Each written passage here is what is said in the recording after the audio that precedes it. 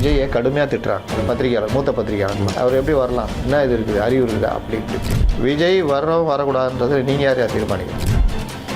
அவருக்கு இந்த வாக்களிக்கிற உரிமை இருக்கிற மாதிரி அவருக்கு அரசியல் கட்சி தொடங்குறதுக்கு அவருக்கு உரிமை இருக்கு.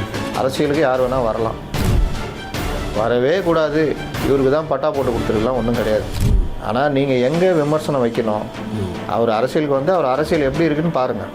அது சரியில்லைன்னா விமர்சனம் வை. அவனுக்கு பிடிக்குது, ஆதரிக்கிறான்.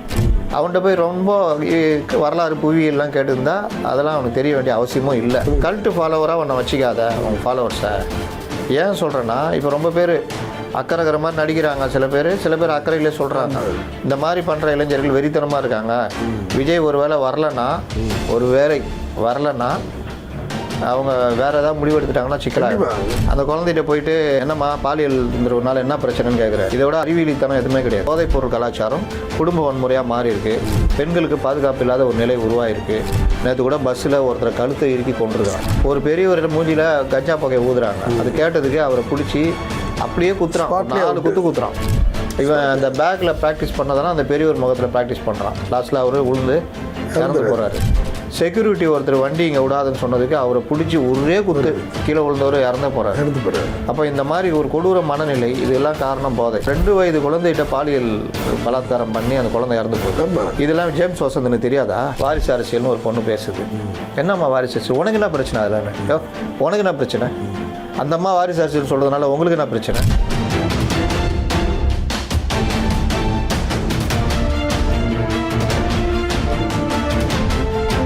நம் தமிழ் நேயர்களுக்கு வணக்கம். இன்றைக்கு அரங்கத்துக்கு வந்திருப்பவர் மூத்த பத்திரிகையாளர் முத்தலிப் வந்திருக்காரு. வணக்கம் முத்தலிப் சார். இசையமைப்பாளர் ஜேம்ஸ் வசந்த். அவர் இப்போ இந்த அரசியல் அதிகமாக பேச ஆரம்பிச்சிட்டாரு. அதாவது ஒரு சாதாரண ஒரு வீட்டு வாசலில் நிற்க வைத்த காரு அது உடைக்கப்பட்டதோ, எந்த தருதலை உடைத்ததோ, எந்த தற்கூரி உடைத்ததோன்னு சொல்லிட்டு கடினமான ஒரு சொற்களை பயன்படுத்தி கடைசியில் காவல்துறை என்னென்னா அந்த வீட்டு வாசலில் இருக்க ஒரு பாட்டி தான் அந்த காரை உடைச்சாங்கன்னு சொல்லிட்டு தகவல். பாட்டி எந்த செக்ஷனில் போடுவீங்க உள்ள? அதாவது சமீப காலமாக ஒரு திமுகவுடைய வாடகை ரொம்ப அதிகமாக, திமுகவுடைய வெற்றின்னு அவங்க நினச்சிக்கிட்டு இருக்குது என்னென்னா, எல்லோரையும் விலைக்கு வாங்குவது. பிரபலங்களாக இருக்கிறவங்க, விமர்சகர்கள், சினிமா விமர்சகர்கள், சினிமா பேசியிருந்தாலும் நீங்கள் அரசியல் பேசுகிறாங்க. சமூக வலைதளத்தில் இருக்கிற கொடுமையில் அது ஒன்று பேசிக்கிட்டு இருக்கிறான். 4ஆம் வட்டத்தில் அவர் கருத்து கந்தசாமியை மாறிடுறாரு. ஸ்போர்ட்ஸ் எழுதுகிற ஒருத்தர் அரசியல் பேசிட்டு அவர் ஒரு கருத்து கந்தசாமி. இந்த இவர் நல்ல இசையமைப்பாளர், இவர் இசை ரொம்ப பிடிக்கும் எனக்கு. இந்த ஈசன் ஒரு படம் வச்சு தெரியுமா? அதெல்லாம் இவருடைய பாட்டு தான். அது அந்த லேடி ஒரு பாட்டு பாடுவாங்க, அருமையாக இருக்குது பாட்டு. அது எல்லாம் அந்த படத்தில் அந்த மியூசிக்லாம் இவர் தான். அவ்வளோ ஒரு அற்புதமான இசையமைப்பாளர், இசை தெரிந்தவர், தமிழ் உணர்வாளர், தமிழ் தெரிந்தவர். நல்ல மரியாதை உண்டு இவர் மேலே. என்னென்னா இவர் இந்த 2 பேட்டி பார்த்து நான் வந்து போயிட்டேன். என்ன விஷயம்னா, விஜய் கட்சியில் இருக்கிறவங்க எல்லோருமே அறிவற்றவர்கள், ஒன்றும் இல்லாதவங்க. மற்ற கட்சியில் இருக்கிறவங்களாம் அப்படியே அறிவார்ந்து சிந்தித்து செயல்பட்டு சீர்தூக்கி பார்த்து இந்த கட்சியில் இருக்காங்க அப்படின்னு. 2 வகையான மக்கள் தான் அந்த அரசியலில் இருக்காங்க. ஒன்று, எதை பிடிக்குது போட்டு போடுறேன், எங்கள் அப்பா போட்டார் நானும் போடுறேன், ஏன் போட்டேன், பிடிக்கும், எங்கள் பரம்பரையாக அந்த கட்சிக்கு தான் போடுவோம், எங்கள் குடும்பமே அந்த கட்சி தான், அப்படி பேசுகிறவங்க ஒரு வகை. இன்னொருத்தர் அரசியல் இதெல்லாம் பார்த்துட்டு இது சரியில்லைன்னு இருப்பான். ஆனாலும் அவன்கிட்ட போய் நீங்கள் என்னப்பா நீ இவ்வளோலாம் சொல்கிற, அவரை பற்றி அவ்வளோ குற்றம் சொல்கிற, இவர் உங்கள் தலைவர் எப்படியானா அவரை நிறுத்த சொல்லு, எங்கள் தலைவர் நிறுத்துவார். என்னப்பா அவங்க தலைவர் தனிப்பட்ட வாழ்க்கையிலும் சரியில்லையே, இந்த மாதிரினா அவர் சரியா, இப்படி தான் பதில் பேசுவாங்க. ஒருத்தர் மாற்றி பெரும்பாலும் இந்த மாதிரி தான் இருக்குது. இதில் நீங்கள் ஜேம்ஸ் வசந்தன் போன்றவர்கள் இப்போ இறங்கி பண்ணுறாங்க. இப்போ ஏன் ஜேம்ஸ் வசந்தன் சந்தேகம் வந்தது, காரை உடைச்சது தருதலையா தற்கூரியான்னு? இப்போது நான் இருக்கிறேன், விஜய் கட்சி ஆரம்பிக்கிறதுக்கு முன்னாடி இவர்களுக்குள்ள ஒரு சிண்டிகேட் இருக்குது தெரியும்ல, பத்திரிகையாளர் குறிப்பிட்ட ஆட்களை மட்டும்தான் கூப்பிடுவாங்க. அதில் ஒரு தீண்டாமல் இருக்குது தெரியும்ல? அது தெரியும், ஒரு மெல்லிய தீண்டாமல் இருக்கும். அவங்க என்ன நினச்சிட்டு இருக்காங்கன்னா, நம்ம வந்து அறிவாளிகள், மற்றவர்கள் இது கிடையாது. ஆனால் இவர்கள் தான் சார்பு, பணம், பல விஷயங்களுக்கு போயிட்டு அசிங்கப்பட்டுக்கிட்டு இருக்கிறாங்க. இப்படிப்பட்டவர்களில் வச்சுக்கிட்டு சில பேர் அந்த சிண்டிகேட்டில் இருக்கிறவங்க ஒரு நிகழ்ச்சி நடத்துகிறாங்க. அதில் எல்லோரும் என்ன சொல்கிறாங்க, விஜயை கடுமையாக திட்டுறாங்க. அது பத்திரிகையாளர், மூத்த பத்திரிகையாளர்லாம் கடுமையாக திட்டுறாங்க. அவர் எப்படி வரலாம், என்ன இது இருக்குது, அறிவு இருக்குதா, அப்படி இப்படின்னு. நான் மறுநாள் இதை பார்த்துட்டு பேசும்பொழுது சொன்னேன், விஜய் வர்றோம் வரக்கூடாதுன்றது நீங்கள் யாரையா தீர்மானிக்கிறதுக்கு? அவருக்கு இந்த வாக்களிக்கிற உரிமை இருக்கிற மாதிரி அவருக்கு அரசியல் கட்சி தொடங்குறதுக்கு அவருக்கு உரிமை இருக்குது. அரசியலுக்கு யார் வேணால் வரலாம், வரவே கூடாது, இவருக்கு தான் பட்டா போட்டு கொடுத்துருக்கலாம், ஒன்றும் கிடையாது. ஆனால் நீங்கள் எங்கே விமர்சனம் வைக்கணும், அவர் அரசியலுக்கு வந்து அவர் அரசியல் எப்படி இருக்குன்னு பாருங்கள்.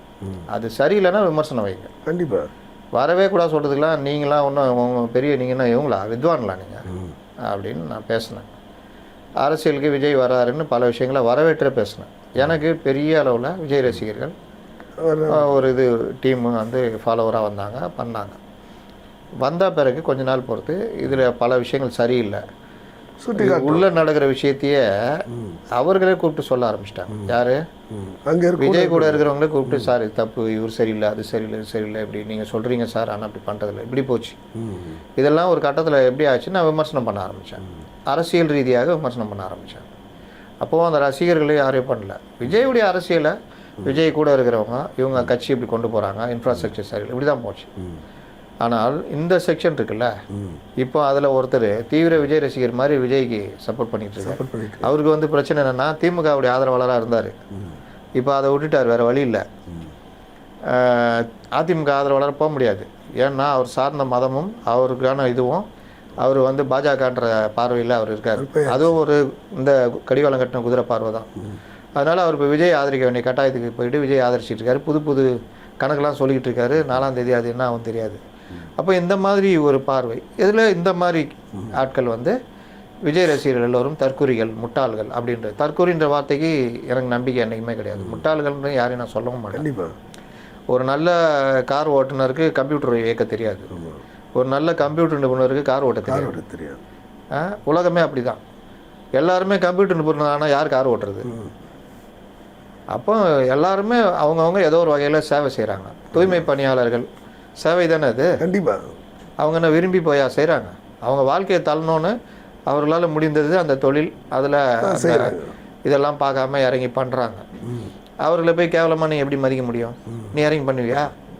உன்னோட அவன் சகிப்புத்தன்மை உள்ளவன், கண்டிப்பாக தியாகம் பண்ணுறான். இன்னும் சில குரூப் இருக்குது, அவர்களை தெய்வம் மாதிரி இது பண்ணிவிட்டு ரீல்ஸ் எடுத்து போட்டு போயின்னு இருக்கோம். அந்த மாதிரி வாழ்க்கை தான் நம்ம வாழ்ந்துட்டு இருக்கிறோம். அப்போ இந்த இவர் வந்துட்டு தற்கொலை, ரைட், நீங்கள் விஜய் ரசிகர்களை கூப்பிட்டு உட்கார வைக்கிறீங்க, பேட்டி எடுக்கிறீங்க, ரொம்ப உங்களுடைய நிபுணத்துவத்தெல்லாம் அந்த குழந்தைகள்கிட்ட காமிக்கிறீங்க. என்னை பொறுத்தவரையும் அதுங்க குழந்தைகள் தான். 17, 18 வயசு, 19 வயசுனா அதுங்க என்ன நாலேஜ் இருக்கும்? என்ன நான் நினச்சி பார்க்குறேன், 19 வயசில் என்ன இருந்தது? ஒன்றும் இருக்காது. அதுதான் இப்போ அவங்களுக்கு இருக்குது. கூடுதலாக நம்மளோட கொஞ்சம் ஜாஸ்தி இருக்காங்க.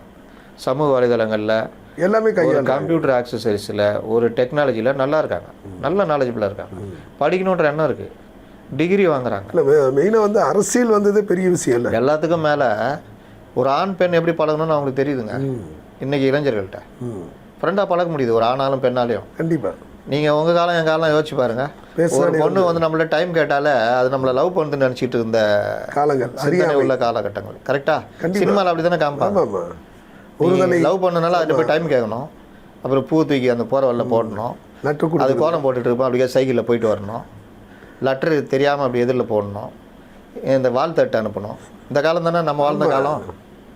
அப்போ இன்றைக்கி எப்படி மாறியிருக்காங்க, ரொம்ப ஒன்றா பைக்கில் சுற்றுறாங்க, பேசுகிறாங்க, பழகுறாங்க. அவன் ஃப்ரெண்டு, என் ஃப்ரெண்டுன்னு கல்யாணத்துக்கு பிறகும் அந்த ஃப்ரெண்ட்ஷிப் தொடருது. இதெல்லாம் கண்டிப்பாக வேறு சில விஷயங்களும் இருக்குது, அது எல்லா காலத்துலேயும் எல்லார்ட்டையும் இருந்தது தான். அதனால் அதெல்லாம் நீங்கள் வச்சுக்கலாம் சொல்ல முடியாது. அப்போ அந்த ஒரு முதிர்ச்சின்ற இளைய தலைமுறைகிட்ட இருக்குது. அவங்களுக்கு பிடிச்ச நடிகரை ஃபாலோ பண்ணுறாங்க. அவர் அரசியல் ஆரம்பிச்சப்போ அவருக்கு தானே ஓட்டு போட பார்ப்பாங்க. ஆமாம், வேற யாருக்கு? அவர் விரும்ப அந்த தன்மை அவங்களுக்கு வரல. அதுக்கு அவங்க வாழ்க்கை சூழ்நிலை பல விஷயம் இருக்கும். எனக்கு ரஜினிகாந்த் ரொம்ப பிடிக்கும், அவ்வளோ பிடிக்கும். அவர் அரசியல் கட்சி ஆரம்பித்தப்போ விமர்சனம் பண்ண ஆளில் நான் முதல் ஆள் நான். அதனாலே நம்ம நண்பர்கள்லாம் வீடியோ கிட்ட இன்னமும் இருக்கா அது அது பார்த்தீங்கன்னா பலரும் என்கிட்ட கோவப்பட்டாங்க. நான் சொன்னது அவர் அதில் பிடிக்கும், அரசியலுக்கு அவர் சரியில்லை, அவர் குணத்துக்கும் சரியில்லை. நல்ல நடிகர் தான் நடந்தது, நான் சொன்னதான் நடந்தது. அப்போ அந்த மாதிரி நீ அவங்க ரசிகர்களை மதிங்க. உங்கள் புலமையை காட்டணுன்னா காட்டுங்க. எப்படி காட்டணும்? திமுகலேருந்து ஒரு 5 பேர் கூட்டுவாங்க, அதிமுகலேருந்து 5 இளைஞர்களை கூட்டம் உட்கார வைங்க, 3 பேர்ட்டையும் உங்கள் புலமையை காட்டுங்க. உங்களுக்கு அப்போ தான் தெரியும் இவங்க எல்லாருமே ஒரே இதாக தான் இருக்காங்க. இப்போ திமுக காரன்ட்ட போயிட்டு ஒரு 5 இளைஞர்களை கூட்டம் வந்து 50 தலைவர்களை பற்றி கூறுங்கள் அப்படின்னு சொல்லுவாங்களா? சொன்னாங்க. ஈவிகே சம்பத்னு ஒருத்தர் இருந்தார். அவர் தெரியுமா தம்பி உனக்கு? 1962 ஆண்டு நடந்த மாநாடு தெரியுமான்னு கேட்கணும். தம்பி வா தலைமையாக இருக்கவா அப்படின்னு அண்ணா யாரை சொன்னார் தம்பி சொல்லுங்கள் தம்பி அப்படின்னு சொல்லுவாங்களா? திமுகவில் சிவாஜி கணேசன் இருந்தார் தம்பி தெரியுமா உனக்குன்னு கேட்டால் சொல்லுவாங்களா? சிவாஜி கணேசன் ஏன் திமுக விட்டு வெளியே போனார்னு சொல்லுங்கள் தம்பின்னு சொல்லுவாரா? அப்போது கே ராமசாமின்னு ஒரு சிறந்த நடிகர் இருந்தார் திமுகவில் தெரியுமா அப்படின்னா சொல்லுவாங்களா? தெரியாது. தெரிஞ்சுக்கணும்னு அவசியமும் இல்லை. ஏன்னா அவனுக்கு பிடிக்குது, ஆதரிக்கிறான். அவன்கிட்ட போய் ரொம்ப வரலாறு புவியெல்லாம் கேட்டுருந்தா அதெல்லாம் அவனுக்கு தெரிய வேண்டிய அவசியமும் இல்லை. ஆனால் அந்த கட்சிகள் ஓரளவுக்கு தமிழக வரலாறு மற்ற விஷயங்களை சொல்லி தரணும். தலைவர் அதுதான் விஜய் மேலே நம்ம வைக்கிற விமர்சனம். கல்ட்டு ஃபாலோவராக உன்னை வச்சிக்காத உன் ஃபாலோவர்ஸை.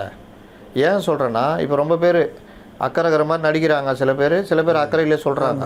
இந்த மாதிரி பண்ணுற இளைஞர்கள் வெறித்தனமாக இருக்காங்க. விஜய் ஒரு வேளை வரலைன்னா அவங்க வேற ஏதாவது முடிவு எடுத்துட்டாங்கன்னா சிக்கலாக இளைஞர்கள் சின்ன பசங்களும் சரி. இப்போது நிறைய இப்போ தேர்தல் பிறகு தான் நம்ம சந்திக்கிறோம். நிறைய குழந்தைகள் வந்து தாத்தா பாட்டி சித்தப்பா அண்ணன் கண்டிப்பாக வந்து விஜய்க்கு தான் வாக்களிக்கணும் அப்படின்னு சொல்லி தப்பே இல்லை. ஏன்னா அவ்வளோ எதிர்பார்ப்பு. அதுங்களுக்கு அரசியல் என்னன்னே தெரியாது. ஆனால் வந்து பெரிய பிம்பமாக வந்து விஜய் வந்து ஒரு இது சொல்லிட்டு போயிட்டாரு. சாக்லேட் கேட்டு எப்படி அடம் பிடிக்கிறீங்களோ அந்த மாதிரி பிடிங்கன்னு. அது அந்த பசங்கள்கிட்ட போய் ரீச் ஆகிடுச்சு. அதுங்க கேட்குது. சரிமான்ட்டு போய் உனக்கு இஷ்டப்பட்டதை போடு, என்ன கட்டு போகுது? இதை ஒருத்தர் நேரத்து கேஸ் போடுறாரு. எனக்கு மன உளைச்சல், என் குழந்தைக்கு மன உளைச்சல். உனக்கு மன உளைச்சல் சாவுடா. நீ தான் வந்து அந்த குழந்தைய அப்படி வளர்த்து வச்சிருக்க. அந்த குழந்தைகிட்ட நீ பேசணும். ஏம்மா விஜய் நீ ரசி, நல்ல விஷயம், சினிமாவில் நல்லா நடிக்கிறார் உண்மை. அது வேற, நடிகை வாழ்க்கை வேறம்மா. இதை பார்க்கமா விஜய்ன்ற நபர் தன் மனைவியிட்ட கூட ஒரு ஒழுங்கான கணவனாக வாழ முடியல, விவாகரத்து கேட்டு போட்டிருக்காருமா. இப்படிப்பட்டவர் தான் விஜய். தன் குழந்தைகளை கூட அவர் இப்போ நான் உன்னை பார்த்துக்கிறேன், நான் உன்னை வந்து இப்படி நடத்தினேன்னா நீ சொல்லுமா, நீ என்னை விரும்புவியா? அதெல்லாம் எடுத்து சொல்லணும். இது வந்து தான்மா விஜய். நிஜ வாழ்க்கை வேற, அவருடைய இது வேற. நீ பிம்பத்தை பார்த்துருக்க, நல்ல விஷயம், ரசிச்சுட்டு கடந்துரு. வாழ்க்கை வந்து பல தூரம் இருக்குது. நீ நான் இன்னைக்கு சொன்னது உனக்கு பிடிக்காமல் இருக்கலாம், நாளைக்கு நீ யோசிச்சேன்னா உனக்கு அது தெரியும். வாழ்க்கையில் நம்ம பார்க்குற எல்லாத்தையும் முதல்ல இம்ப்ரெஸ் ஆகக்கூடவே கூடாது. பழகி ஒருத்தரை பற்றி தெரிஞ்சுக்கிட்டு தான் பண்ணணும். ஒருத்தர் நல்லா இருப்பார், 6 அடி உயரம் இருப்பார், இன் பண்ணியிருப்பார், பார்க்கறதுக்கு சாமிங்காக இருப்பார். இன்னொருத்தர் சாதாரண ஒருத்தோடு இருப்பார். நம்ம மனசு இயல்பாக என்னென்னா இவர்கிட்ட தான் பழகணும்னு தோணும். இவர் எது பண்ணாலும் இவர்கிட்ட எப்படியா ஃப்ரெண்ட்ஷிப் பிடிச்சிக்கலான்னு தோணும். இவரை வந்து என்ன அப்படி இருக்கானே அப்படின்னு. ஆனால் கொஞ்ச நாள் பழகுனீங்கன்னா அவன் ஒரு ஈத்திரையாக இருந்தால் வச்சுக்கிங்க, இப்படி இருக்கானே அப்படின்னு. இந்த மனுஷன் நல்ல மனுஷனா டக்குன்னு ஒரு உதவி பண்ணுறாரு, ஏதாவது நிற்கிறாருன்னா உங்களுக்கு இவர் அழகாக தெரிவார். அதனால தான் சொல்கிறேன், அழகுக்கு டெஃபினிஷன் கிடையாதுன்னு பசங்களுக்கு சொல்லி வரல. அது நீங்கள் இப்போ சொல்லும்போது இப்போ சமீபத்தில் ஒரு திரைப்படம் வந்துருது, அதை நான் பார்த்துருந்தேன். ஹாப்பி ராஜின்னு சொல்லிட்டு ஒரு படம். ஹாப்பி ராஜின்னு சொல்லிட்டு தமிழ் படம் தான். அதில் இதே தான் சேம். அதாவது உருவத்தை வைத்து வந்து உருவத்தை பார்த்து உள்ளத்தை மதிப்பது மாபெரும் தவறு. ரொம்ப அழகாக ஸ்க்ரீன் ப்ளே பண்ணியிருப்பான். நல்லா இருக்கு அந்த படம். அது இந்த கான்செப்ட் நான் ரொம்ப சிம்பிளாக சொல்கிறேங்க. ஊரில் 1000 அம்மாக்கள் அழகாக இருந்தாலும் நம்ம அம்மாவை தான் நம்ம நேசிப்போம். கண்டிப்பாக நம்ம அம்மா இவ்வளோ அழகா இல்லையான்னு எந்த பையனும் யோசிக்க மாட்டான், எந்த குழந்தையும் யோசிக்காது. ஏன்? தாய். நம்ம அம்மா நம்மளை பார்த்தது தாயின்றதுனால நமக்கு அவங்க மேலே ஒரு பாசம் இருக்கும். கண்டிப்பாக அவங்க ஒரு மாதிரி இருந்தாலும் நான் பக்கத்து வீட்டு அம்மா பாரு எவ்வளோ அழகாக இருக்காங்க, எனக்கு இந்த மாதிரி அம்மா கிடைக்கலையா அப்படி யாருமே நடத்தை தான் அழகு அப்படின்றது தான் வாழ்க்கை. நடத்தை மட்டும்தான் அழகு. அதனால தான் நீங்கள் லவ் பண்ணும்போது பார்த்தீங்கன்னா 2 பேர் பாசிட்டிவே காமிச்சிக்குவாங்க. ஆமாம். இவர் ஸ்டைலாக ட்ரெஸ் பண்ணிட்டு வருவார், சுத்தமாக இருப்பார். எல்லாம் அந்த அம்மா ஸ்டைலாக ட்ரெஸ் பண்ணிட்டு வர சுத்தமாக இருப்பாங்க. சாப்பிட்றது கூட அப்படி சாப்பிடுவாங்க. செலவு பண்ணுறது பார்த்தீங்கன்னா அப்படி இப்படின்னு. ரியல் லைஃப்குள்ளே வரும்போது காலையில் எல்லாம் தூங்கி எழுந்திரிச்சா எப்படி இருப்பாங்க? அப்படி தான் இருப்பாங்க. மேக்கப் போடாத அந்த பொண்ணு அன்றைக்கி தான் பார்ப்பான். அதான வாழ்க்கை. அப்புறம் போய் பால் வாங்கிட்டு வா, இது வாங்கிட்டு வா, டீ போடணும், அது உட்காந்துட்டு வேர்வையில் இதுலேயும் சமையல் செஞ்சிட்ருக்கோம். இதுதான் வாழ்க்கை. இது எப்படியே தொடர்ந்துச்சுன்னா என் மனைவி பாரு எவ்வளோ ஒரு அன்பானவன், என் கணவன் பாரு எவ்வளோ ஒரு அன்பானன்ற மாதிரி இயல்பு. அவருக்கு வேணால் அப்படி தாங்க, அவர் இப்படி தான், அது மாதிரின்றது மாதிரி ஒரு மாதிரி பழகி போயிடுவாங்க. இது இல்லாமல் நீ இருந்தப்போ அப்படி இருந்திய என்ன இப்படி இருக்கியன்னு நினச்சிங்கன்னா அதோட க்ளோஸ் முடிஞ்சிடும்.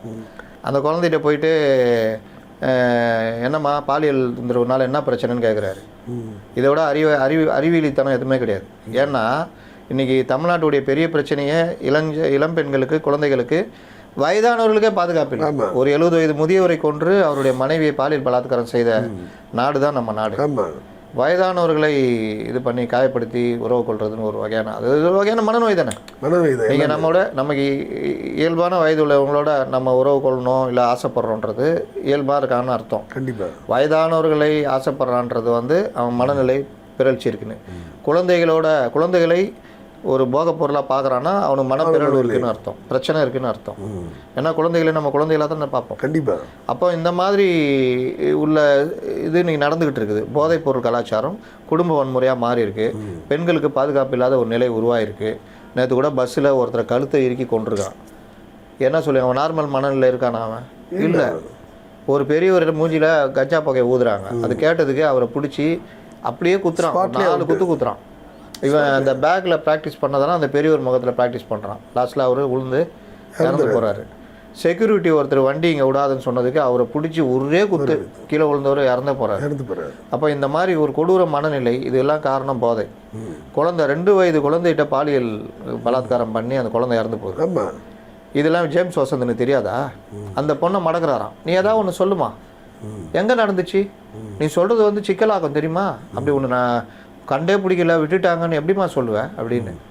நீ தட்டுனா தட்டு, ஒரு மேடை போட்டு தட்டாத. இந்த மாதிரி விஜய் ரசிகர்கள்லாம் அறிவியலிகள்னு ஒன்று இதெல்லாம் காமிக்காத.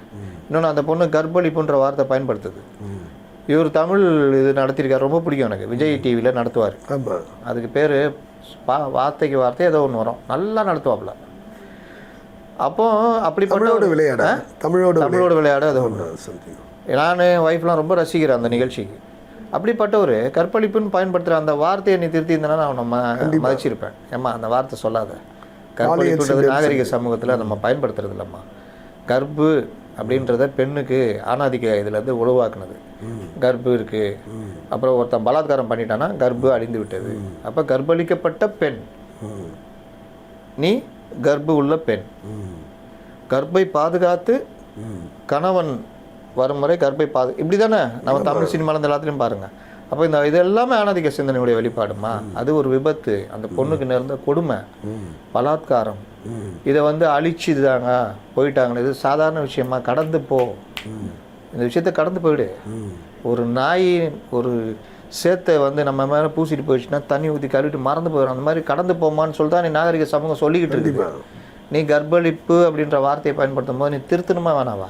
நீ அதை சொல்லியிருந்தேன்னா நான் ஜேம்ஸ் வசந்தனை பாராட்டியிருந்தேன். இன்னொன்று அவர் என்ன பண்ணுறாரு, அதுலேயே இன்னொரு பாட்டு பார்த்தேன். வாரிசு அரசியல்னு ஒரு பொண்ணு பேசுது. என்னம்மா வாரிசு அரசியல், உனக்கு என்ன பிரச்சனை அதில்? உனக்கு என்ன பிரச்சனை? அந்த அம்மா வாரிசு அரசியல் சொல்கிறதுனால உங்களுக்கு என்ன பிரச்சனை? வாரிசு அரசியல்ன்றதுனால ஒரு தகுதி உள்ள நபர் ஒதுக்கப்படுறார். ஒரு தகுதியும் இல்லாத ஒருத்தன் வாரிசுன்ற ஒரே காரணத்தை அங்கே வந்து உட்காடுறான். அதனால் இந்த நாட்டுக்கு கேடு. ஒரு நல்ல நிகழ்ச்சி நடக்க மாட்டேங்குது, எதுவுமே நடக்க மாட்டேங்குது. ஆனால் அந்த பொண்ணு சொன்னது வாரிசு அரசியலையும் தாண்டி குடும்ப அரசியல் சொல்ல வருது. அது சொல்ல தெரில, இவருக்கு தெரியும். ஆனால் வாங்கின அந்த சலுகைகள் அவரை கண்ணை மறைக்குது. இப்படியா வாழணும்? அவர் குடும்ப அரசியல்னா வாரிசு அரசியல் கூட சகிச்சிக்கலாம், எல்லா இடத்துலையுமே இருக்குது. ஒரு டாக்டர் புள்ள டாக்டர் ஆகிறான், அவர் தப்பு இல்லை. ஆனால் குடும்ப அரசியல்ன்றது ஒரு கட்சியே ஒரு குடும்பத்துக்கு சொந்தமாக இருக்குது. தெரிஞ்சோ தெரியாமலும் அது அடுத்தடுத்த வாரிசுகளுக்கு இவர்கள் சலாம் போட்டுட்டு கொத்தடிமைகளாக வாழ்ந்துட்டு இருக்கிறாங்க. இது நேரு குடும்பத்திலேருந்து திமுக, இங்கே முலாயம் சிங் யாதவ், லல்லு, இப்படியே அப்படியே எல்லா மாநிலத்திலும் இருக்குது. இங்கே திமுக அவங்களுக்கு கூட ஒரு அர்த்தம் இருக்குது, ஏன்னா அவங்க ஆரம்பித்த கட்சி. இது அப்படி இல்லை, கரையான் குற்ற எடுக்க கதை இது. அப்போது நீ பண்ணுறீங்களே எப்படி நியாயமாக இருக்கும்? அதனால் உங்கள் அறிவாளித்தனத்தெல்லாம் நல்ல விஷயத்துக்கு நீங்கள் அந்த தமிழோடு விளையாடுங்க, தங்கைகளோட விளையாடுது மற்றவங்களோட விளையாடாதீங்கன்னு சொன்னேன்.